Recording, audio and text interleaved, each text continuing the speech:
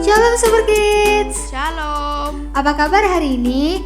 Dahsyat, luar biasa, antusias, yes, Asia.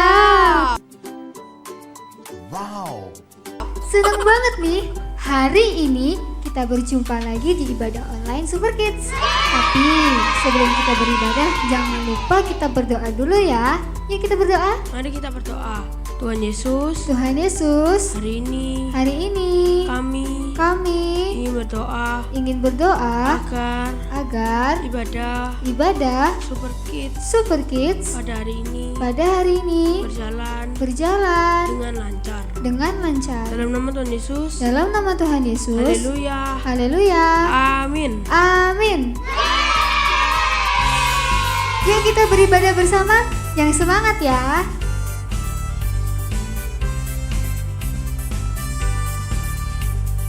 Hari ini harinya Tuhan.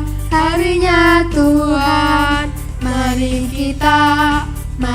kita bersukaria. Hari ini harinya Tuhan. Mari kita bersukaria. Hari ini harinya Tuhan. Hari ini harinya Tuhan. Mari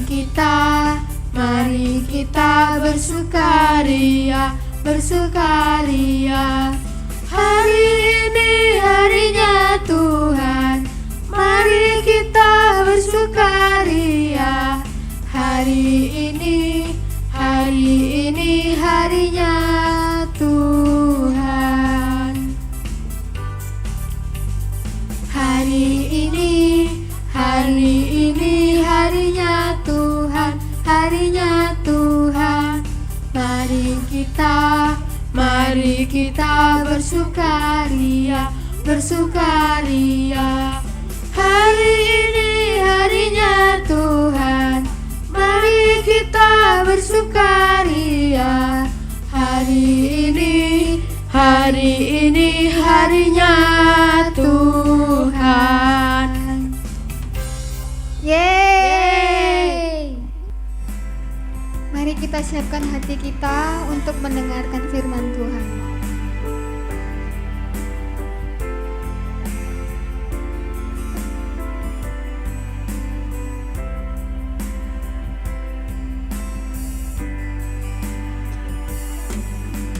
Bapakku datang padamu, naikkan ucapan syukur atas kasih anugerah-Mu yang indah setiap hari. Bapakku datang padamu, naikkan ucapan syukur atas kasih anugerah-Mu yang indah setiap hari. Pagi hari, siang hari, sore dan malam hari, tak hentinya mengucap syukur atas kebaikan-Mu.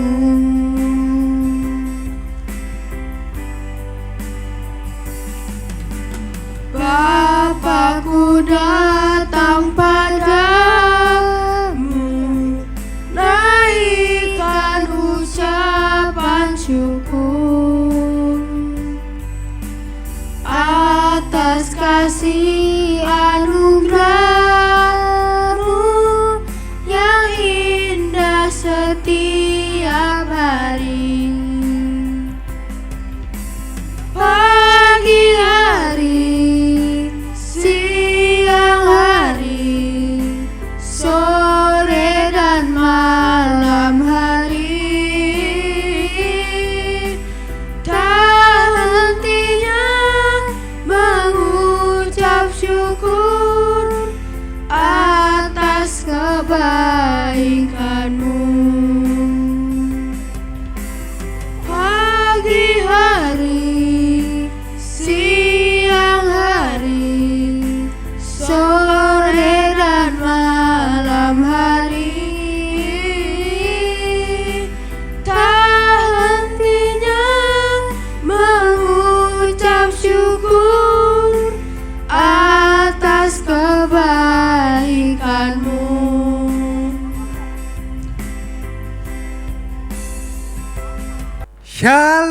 Super Kids. Ya, kembali lagi ya pada hari ini bersama Kak Yusa. Apa kabar kalian? Kak Yusa berharap kalian tetap dalam keadaan sehat, kuat, dan tentunya tetap antusias di dalam Tuhan. Ya, sebelum kita belajar kebenaran firman Tuhan, Kak Yusa mengajak mari kita sama-sama tutup mata, lipat tangan, kita berdoa. Tuhan Yesus, hari ini kami akan belajar kebenaran firman-Mu. Berikan kami hikmat Tuhan, agar apa yang kami pelajari bisa menjadi rema di dalam kehidupan kami. Terima kasih Tuhan. Haleluya. Amin. Ya, puji nama Tuhan adik-adik sekalian. Ya, untuk tema hari ini atau bulan ini judulnya yaitu kekuatanku hanya pada Yesus. Ya, gak kerasa ya, sekarang sudah bulan November. Habis ini kita merayakan Natal di bulan Desember.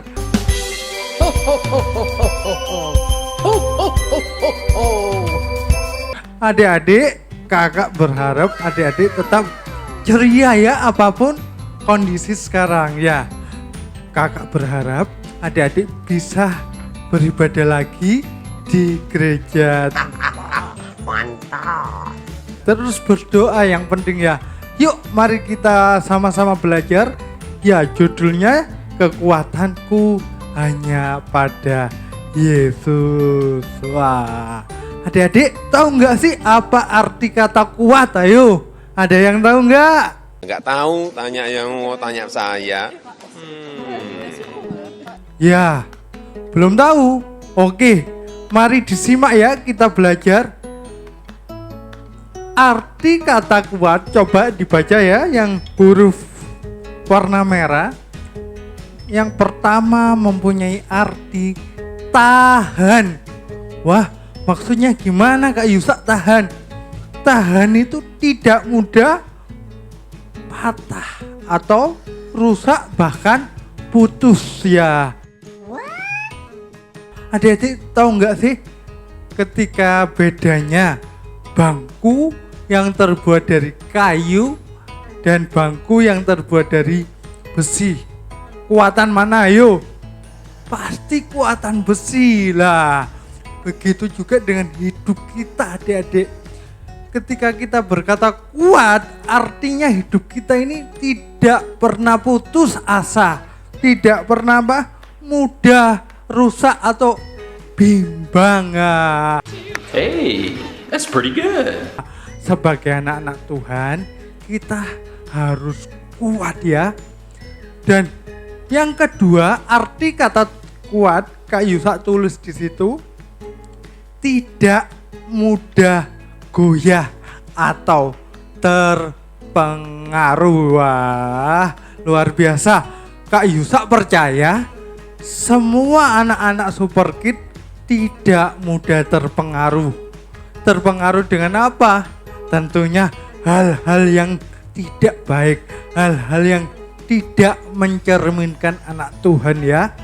Kita semua harus kuat. Nah, sekarang coba lihat gambar berikut ini. Wah, luar biasa kan? Good job. Anak umur 10 tahun masih kecil, tapi lihat coba badannya. Wah, keren ya. Otak-otak berotot. Wah, pasti dia kuat. Nah, kuat ini adik-adik harus dilatih. Kalau di gambar itu, kalau kita lihat ya, pasti dia akan latihan terus. Entah itu angkat beban, angkat besi, fitness ya, olahraga yang rutin. Sehingga badannya menjadi kuat.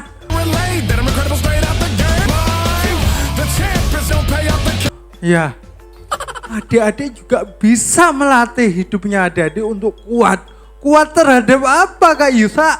Kuat terhadap semua pencobaan ya. Kita ini hidup adik-adik pasti punya yang namanya masalah. Entah masalah di sekolah, masalah di tempat bermain, bahkan masalah yang kecil pun kita punya. No, God! No, God, please, no! Tapi sebagai anak Tuhan, kita harus belajar bagaimana sih cara kita agar kuat di dalam Tuhan. Karena hidupnya adik-adik, hidupnya Kak Yusa, hidupnya Papa Mama itu ada di tangan Tuhan.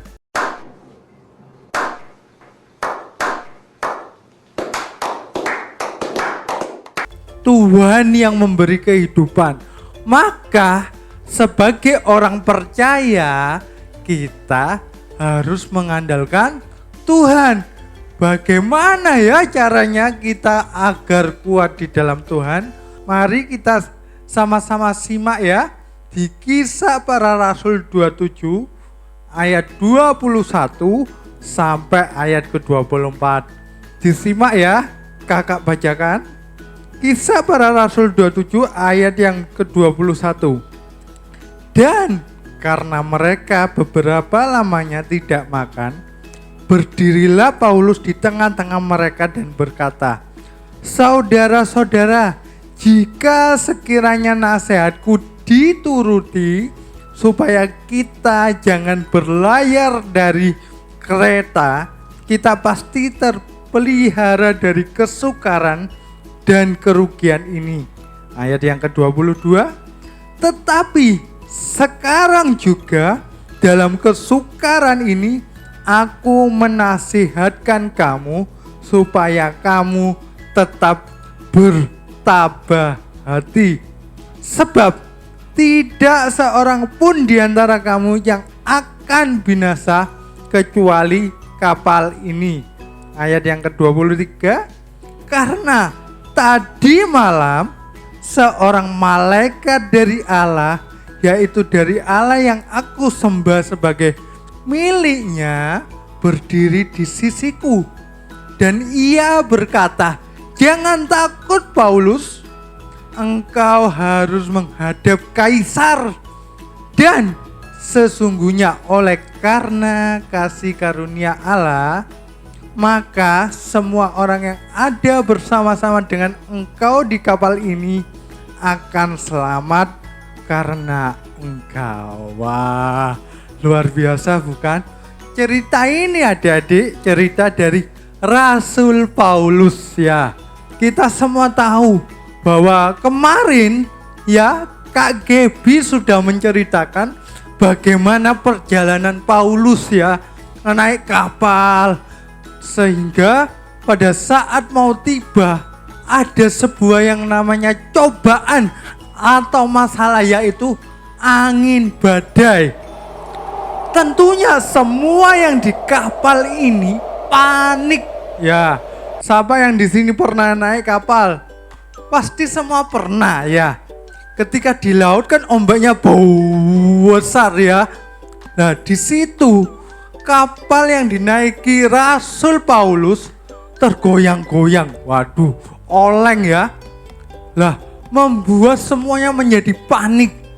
Dalam ketakutannya, mereka yang ada di kapal itu bingung mau ngapain. Tetapi Rasul Paulus bertemu dengan malaikat Tuhan, dan malaikat Tuhan ini ngomong sama Rasul Paulus, "Jangan takut, sebab Allah menyertai." Lah, langsung Rasul Paulus menyampaikan pesan dari malaikat ini terhadap semua yang ada di kapal.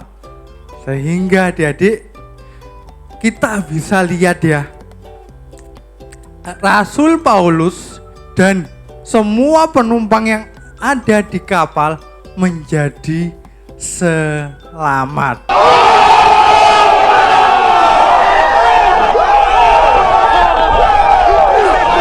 Wah, luar biasa. Kita belajar dari Rasul Paulus ini. Mungkin di dalam kehidupan kita adik-adik banyak masalah. Entah masalah apa saja. Kak Yusa ada contoh. Masalah tugas, ayo. Sekarang kan ada yang tatap muka, ada yang masih online ya. Ya, yang tatap muka pasti merasakan bedanya.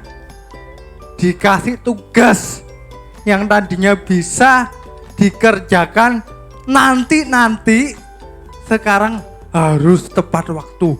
Membuat kita menjadi pusing kepala ya. Waduh, banyak tugas. Itu masalah.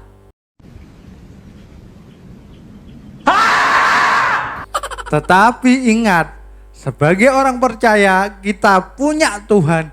Maka adik-adik, Kak Yusa katakan, bagaimana cara kita agar kuat di dalam Tuhan? Di Kisah Para Rasul 27 ayatnya yang ke-24, jangan takut Paulus, engkau harus menghadap Kaisar. Dan sesungguhnya oleh karunia Allah, maka semua orang yang ada bersama-sama dengan engkau di kapal ini akan selamat karena engkau. Oh my God! Wow! Jadi kuncinya bagaimana cara kita agar kuat di dalam Tuhan, yaitu fokus kepada janji Tuhan yang memberi kemenangan dan keselamatan.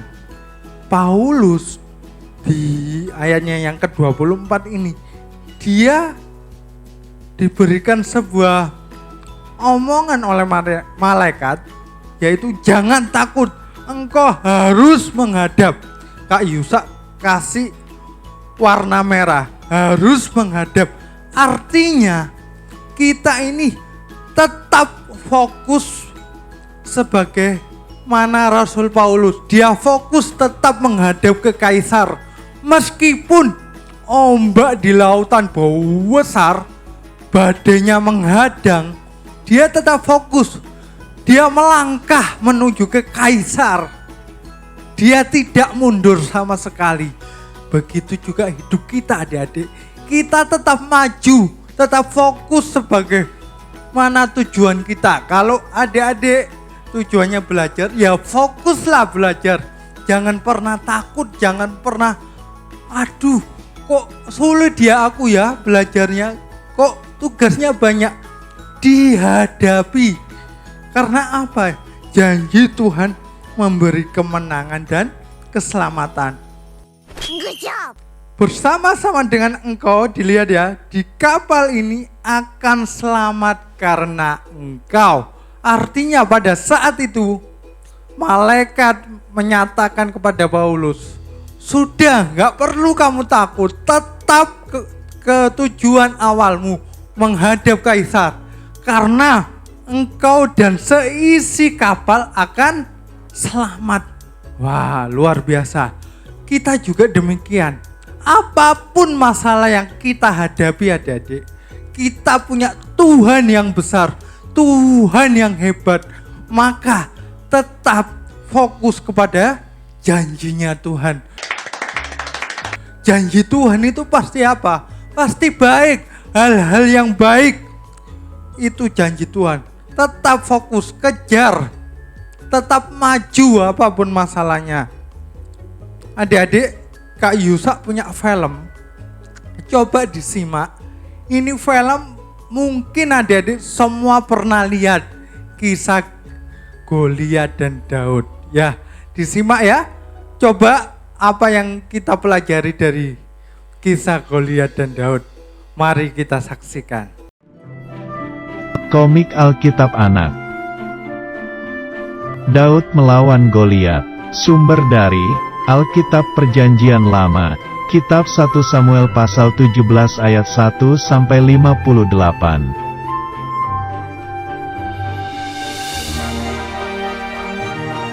Pak Isai menyuruh Daud membawa gandum dan roti untuk kakak-kakaknya di lembah Tarbantin.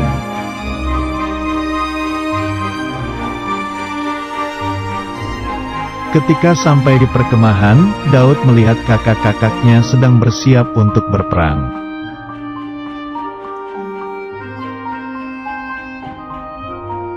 Pada waktu itu, pasukan Israel akan berperang melawan pasukan Filistin.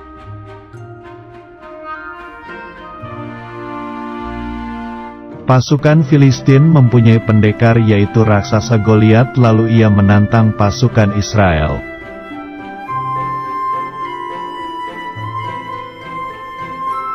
Pasukan Israel tidak ada yang berani, padahal jika bisa mengalahkan Goliat akan diberikan hadiah besar.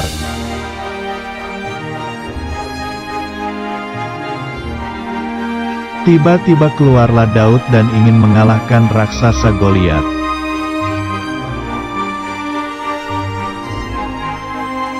Raja Saul memberi Daud sebuah baju perang, tetapi karena terlalu besar, Daud tidak memakainya.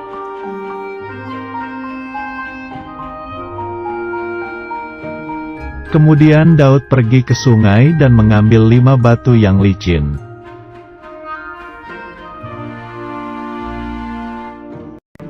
Ketika Daud maju untuk berperang, pasukan Filistin menertawakannya karena terlalu kecil.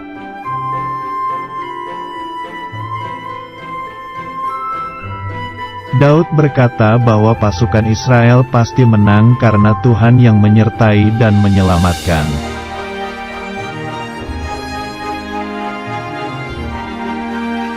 Lalu Daud berlari menemui raksasa Goliat itu serta mengambil batu dan umban.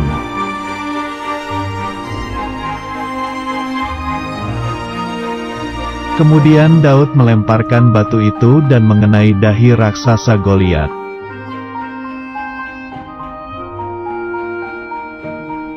Akhirnya raksasa Goliat terjatuh dan Daud berhasil mengalahkan pasukan Filistin.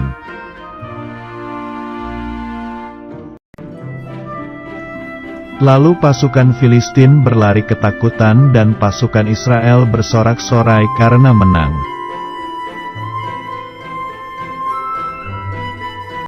Nah, luar biasa filmnya ya. Bagaimana? Dari kisah Daud kita belajar. Dia tidak pernah takut terhadap Goliat. Goliat yang besar itu melambangkan sebuah masalah ya. Masalah yang luar biasa. Tapi Daud yang kecil berani menghadapi Goliat karena dia punya Tuhan yang besar.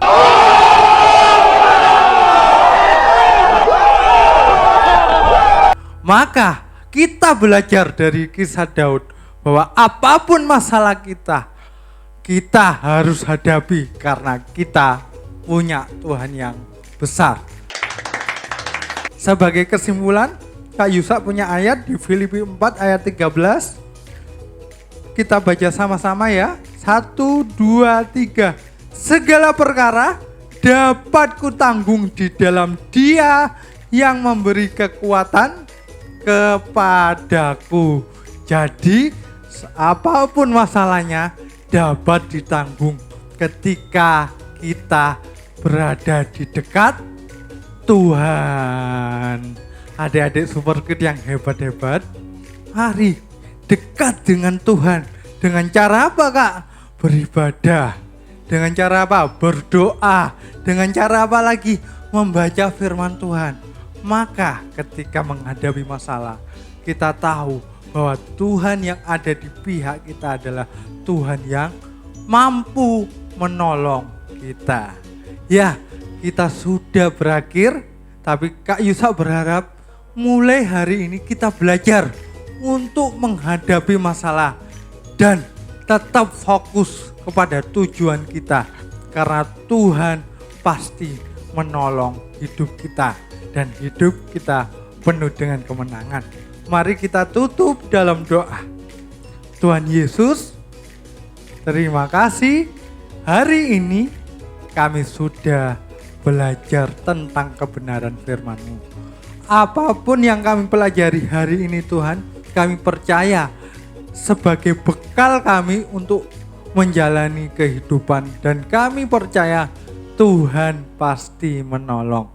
Terima kasih ya Tuhan, hanya di dalam nama Tuhan Yesus. Haleluya. Amin. Shalom. Sampai jumpa minggu depan.